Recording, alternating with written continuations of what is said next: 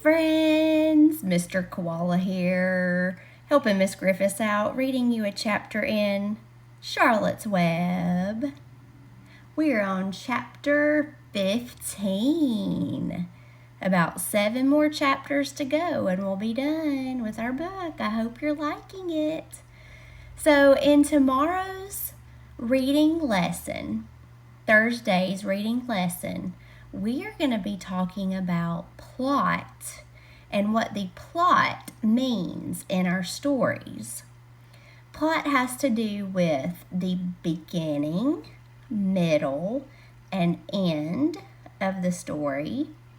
And it also has to do with a problem and solution. And I think that Miss Griffiths has called in a very special guest teacher to help out with that lesson. So she wanted me to remind you about that as we read our book today, because we want to be thinking about our plot in Charlotte's Web as well. So in the beginning of the story, the plot is where Wilbur was born.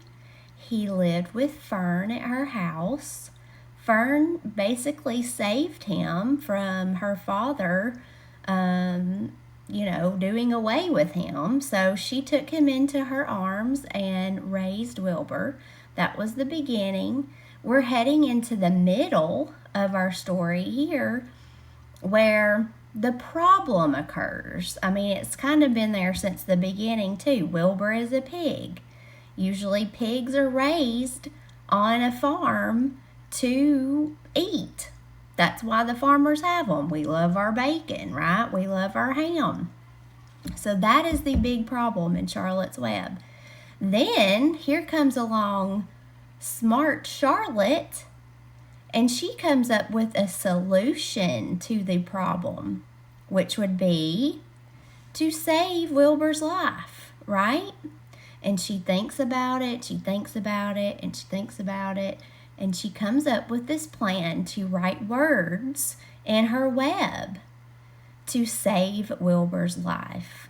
So as we head into the end of our story, Charlotte's Web, be thinking about the solution to our problem. How do you think they are going to solve the problem? Is Wilbur's life going to be saved? You'll have to stick around to find out. You ready? All right, here we go. This chapter 15 is titled Crickets.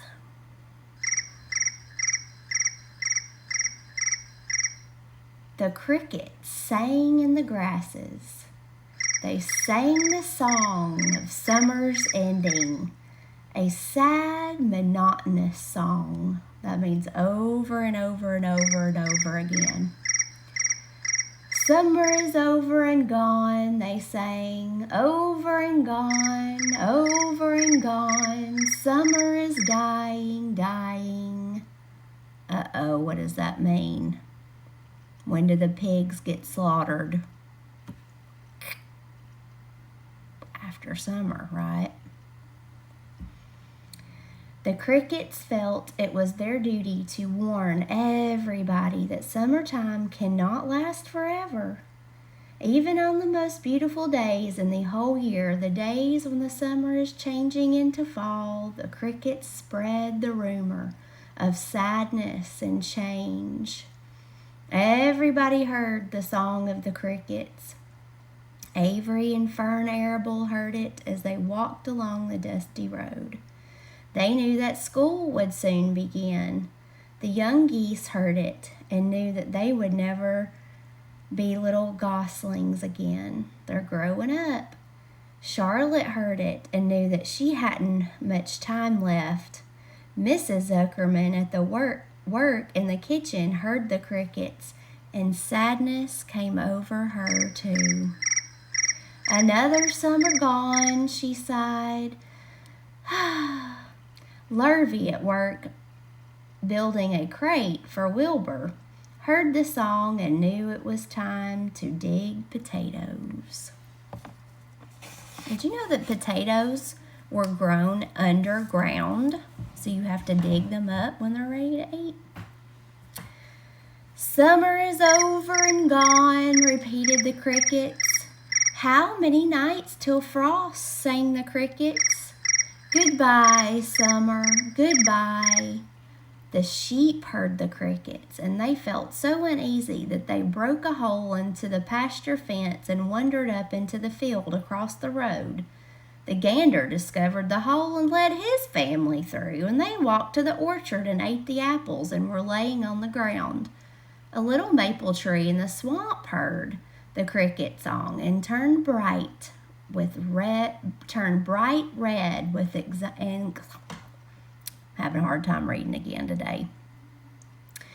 Turned bright red with anxiety. Wilbur was now the center of attraction on the farm.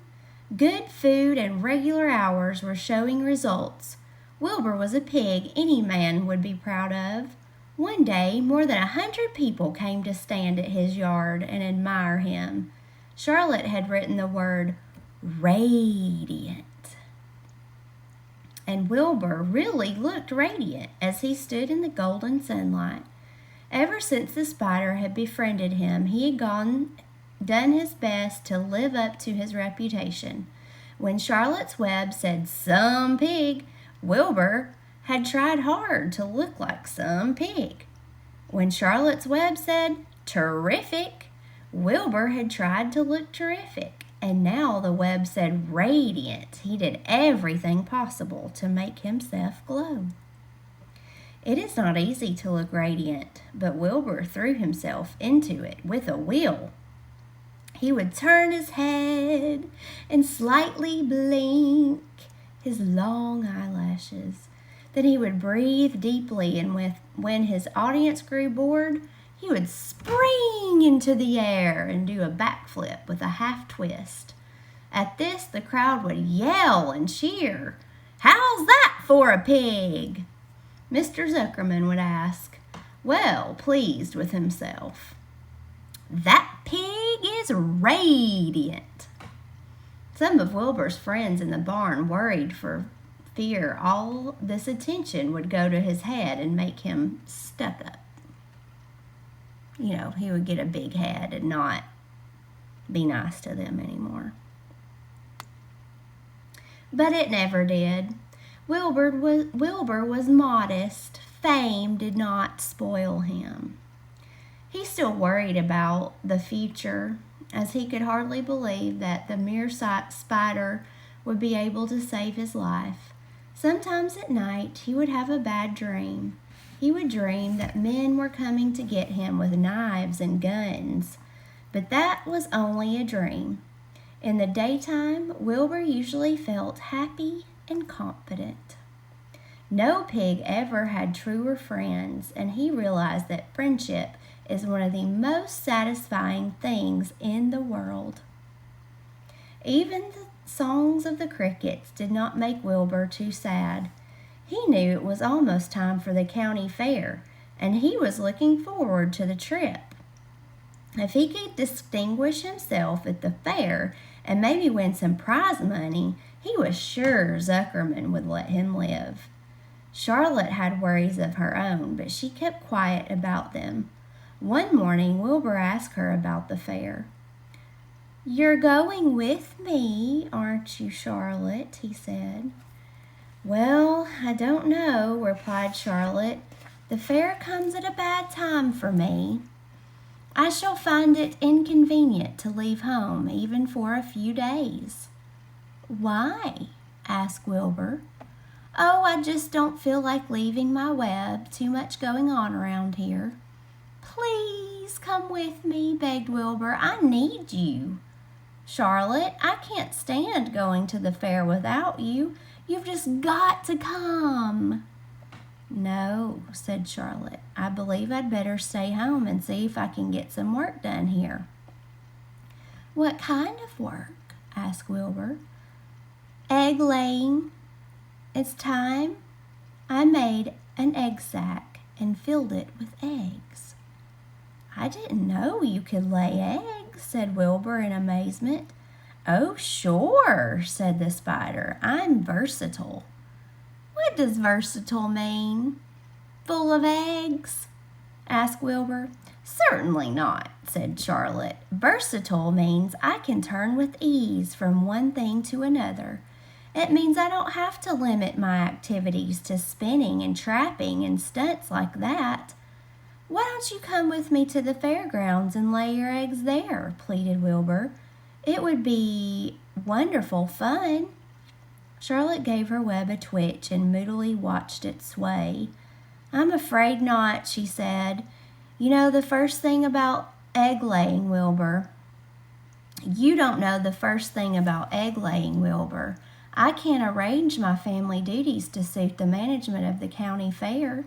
When I get ready to lay eggs, I have to lay eggs, fair or no fair. However, I don't want you to worry about it. You might lose weight. We'll leave it this way. I'll come to the fair if I possibly can." "Oh, good," said Wilbur. "I knew you wouldn't forsake me just when I needed you most." All that day Wilbur stayed inside, taking life easy in the straw. Charlotte rested and ate a grasshopper. She knew that she couldn't help Wilbur much longer. In a few days she would have to drop everything and build the beautiful little sack that would hold her eggs.